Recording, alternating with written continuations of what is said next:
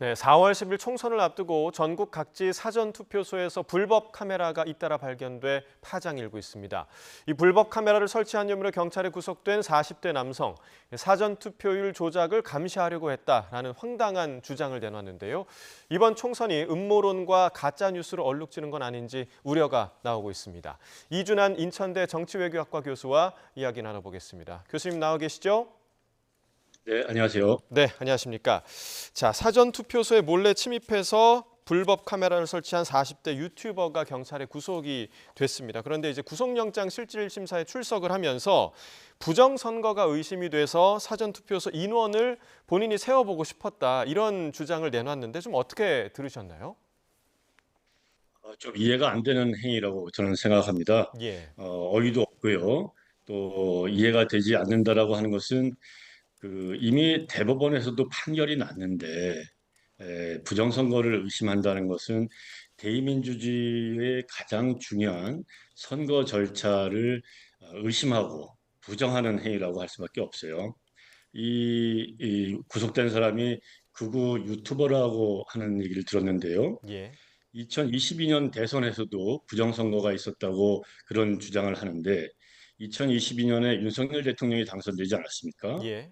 그렇다면은 윤석열 정부가 부정선거로 당선됐다라고 하는 것을 주장하는 꼴밖에 되지 않는다는데 이런 유튜버의 주장이 굉장히 황당하다고밖에 보이지 않는 거죠. 예, 자, 이 유튜버가 그 채널을 운영하면서 그 말씀해주신 대로 이제 부정선거 의혹을 꾸준히 지금 제기해온 것으로 지금 파악되고 있는데, 말씀해주신 것처럼 지난 대통령 선거 때도 이런 같은 주장을 한 것으로 확인이 되고 있는데, 실제 이게 부정선거라는 게 좀 가능한 일인 겁니까? 어떻게 보세요? 저의 생각으로 그리고 또 경험상으로 봤을 때 저는 이제 인천의 한 선거관리위원회에서 4년 동안 복무를 했기 때문에 예, 선거의 투 개표 절차를 직접 관찰도 하고 감시도 해보고 또 관리도 해본 경험이 있습니다. 예, 그런데 대한민국에서는 이승만 시절 그리고 박정희 시절을 제외하고는 민주화 이후에는 부정선거라고 하는 것은 꿈도 꿀 수가 없는 일이라고 할 수 있겠어요. 예, 뭐 사전 투표고 또 선거 당일 투표고 유권자들이 반드시 알아야 될 것이 있는데요. 투표소마다 투표 관리인이라고 하는 사람이 총책임자입니다.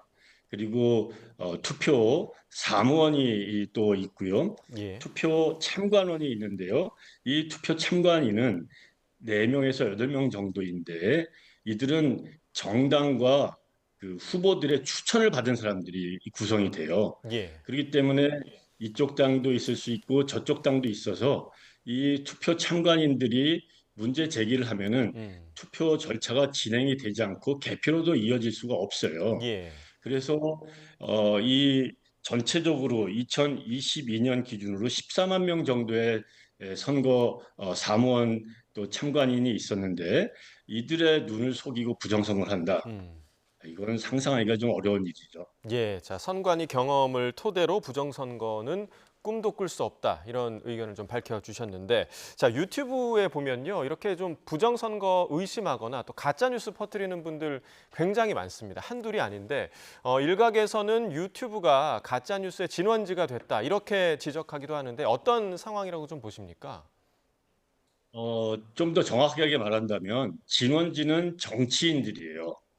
지난 선거에서 패배를 하자 자기가 선거에서 부정선거로 인해서 패배했다라고 소송을 걸었고 대법원에서 재판 결과 부정선거는 없다라고 기각을 했는데 패배자는 그것을 승복을 안 하고 또 정당 일부에서 지금 현재 정치인 일부에서도 부정선거에 대한 우려를 계속 의심을 불을 지필 뿐만 아니라 예, 또 이번 선거에 정당까지 만들어서 출마를 한 사례도 있지 예, 않습니까? 예.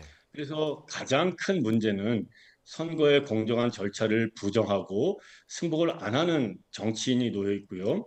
또 이 일부 유튜버들이 이러한 내용들을 어떠한 목적으로건 활용해서 자기야 이러한 문제들을 확대 재생산시키고 예. 또 동영상도 만들어서 유포하고 사람들을 현혹시키는 일이 이어지고 있는 게 확대 재생산되고 있는 상황이라고 할 수 있겠습니다. 예. 자, 정치인에 대한 문제, 일부 정치인에 대한 문제도 지적을 해주셨고, 당사자는 아니지만 이런 유튜버들, 그러니까 자기 확신에 빠져서 검증 없이 이렇게 가짜뉴스 퍼뜨리는 사람들의 심리는 뭐라고 좀 보세요?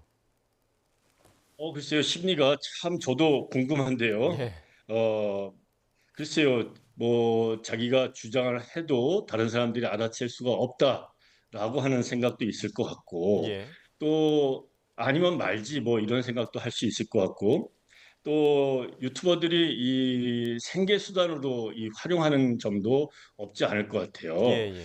그런데 이번에 불법 카메라를 설치한 사람들도 사전 투표소에 인원을 체크한다고 했는데 지금 잘 보이지도 않는 위치에다가 저렇게 지금 그림에 나오고 예, 있는데 예, 예. 저기에서 어떻게 인원을 파악을 하겠습니까? 음. 그리고 사전 투표소는 이틀 동안 사전 투표자들이 뭐 투표자도 있고 투표 참관인도 있고 사무원도 있고 또 여러 사람들이 중복으로 왔다 갔다 할 수 있는 상황인데 이 인원을 셀 수 있다고 정말 생각한 것이 얼마나 가능한지 당연히 틀릴 수밖에 없죠. 예. 당연히 틀린 숫자를 가지고 틀렸다고 가짜 뉴스를 퍼뜨리는 것 이런 것은 정말 그 사람들의 심리가 정말 저도 궁금하기 짝이 없습니다. 예. 자, 교수님도 궁금하다 이렇게 얘기를 해주셨는데 그러면 이번 22대 총선이 끝나면 또 이런 음모론, 가짜 뉴스가 등장할 가능성이 또 있다고 보십니까? 그렇죠. 지금 뭐 한두 사람이 유튜브 이런 동영상을 올리고 퍼뜨리는 그런 상황이 아니라 수도 없이 셀 수 없는 사람들이 이 유튜버를 통해서 이 부정선거 의혹을 퍼뜨릴 뿐만 아니라 상당히 많은 사람들이 이것에 현혹돼서 믿고 있어요. 예. 그런데 지금 국민의힘이건 민주당이건 국민의힘이건 이번에 사전 투표에 투표를 적극적으로 참여하자고 독려를 하고 있단 말이에요. 예. 이 극우 유튜버들이 이러한 부정선거 의혹을 퍼뜨리는데 국민의힘에서 참 사전 투표를 독려하고 있더라면 나중에 선거 결과상 이 충돌도 일어날 수 있는 일이 생길 수 있고 예. 이 선거 이후에도 이런 의혹이 남아 있다라면 정말 한국 선거가 굉장히 깨끗한 것이라고 전 세계에 모범이 된다고 알려져 있는데 정말 낯뜨거운 일이 아닐 수 없을 거라고 생각합니다. 네. 자, 이런 그 부정선거, 뭐 음모론, 가짜 뉴스 이런 콘텐츠들을 소비하는 사람들이 이런 것들을 믿게 되는 것의 원인 중에 하나가 이 우리가 알고리즘이라는 게 있지 않습니까? 그러니까 비슷한 콘텐츠를 계속해서 추천해 주는 그런 시스템을 이야기하는데 이 알고리즘이 그 원인 중에 하나일 수도 있을 것 같아요. 맞습니다. 그런 알고리즘이라든지 뭐 또 보고 싶은 유튜브만 계속 동영상만 찾아서 보고 또 같은 동년배나 같은 관심을 공유하는 사람들한테 또 널리 돌려서 보고 있고 그렇게 되고 있지 않습니까?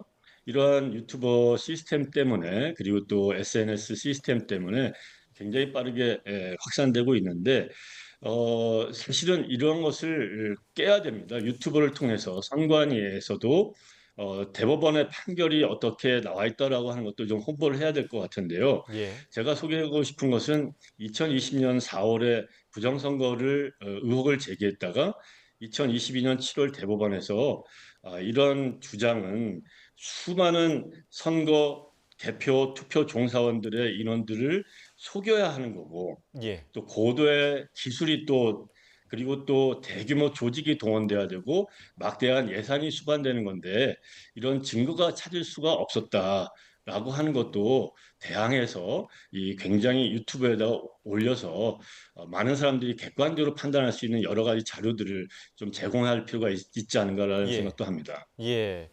자, 그런데 이제 문제는 뭐냐면 이런 유튜브 콘텐츠 그리고 유튜버들의 영향력이 조금 커지면서 오히려 또 이 부분에 대해서 정치권이 눈치를 보는 게 아닌가 이런 생각도 좀 드는데 그야말로 이러면 악순환이 반복되는 거잖아요.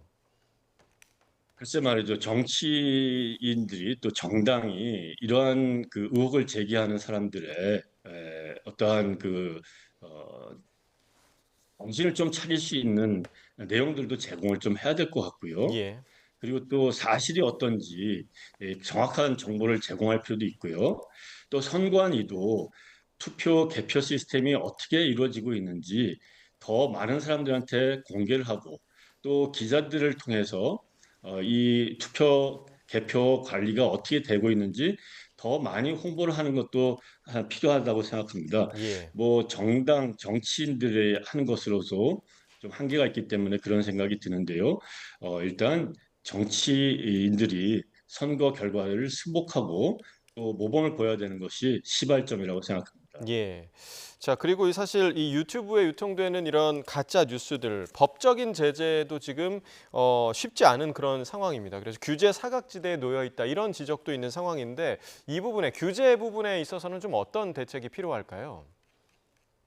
규제는 굉장히 힘듭니다. 음. 왜냐하면 우리나라 헌법뿐만 아니라 다른 나라에서도 똑같은 가짜 뉴스라든지 또 혐오 발언이라든지 이런 것들을 법으로 규제하기가 굉장히 어려운 헌법 체제가 엄전하기 때문이죠. 우리나라도 그에 따라서 이러한 형사 체계, 형사법은 명예훼손이나 이런 것으로 처벌하는 것 외에 가짜 뉴스를 어떻게 가짜 뉴스로 규정하는지 얼마만큼 해야지 혐오 발언인지 측정하기가 어렵다는 점이 있기 때문이죠. 예. 따라서 이번에 구속된 사람도 이 검조물 침입과 통신비밀보호법 위반으로 구속을 시키지 않았습니까? 이 예. 외에는 사실 법적으로 막거나 규제하기가 상당히 어렵다는 것인데 법적인 그리고 또 그 제도적인 규제 외에 정치 문화의 발전이라든지 또 그 건전한 토론이라든가 건전한 사고를 할 수 있는 그런 문화, 그런 환경들을 조성하는 것도 병행해서 이루어져야 될 거라고 생각합니다. 네. 알겠습니다. 오늘 여기까지 듣도록 하겠습니다. 부정선거에 대한 음모론 또 가짜뉴스 확산과 관련해서 이준한 인천대 정치외교학과 교수와 이야기 나눠봤습니다. 교수님 감사합니다. 네, 감사합니다.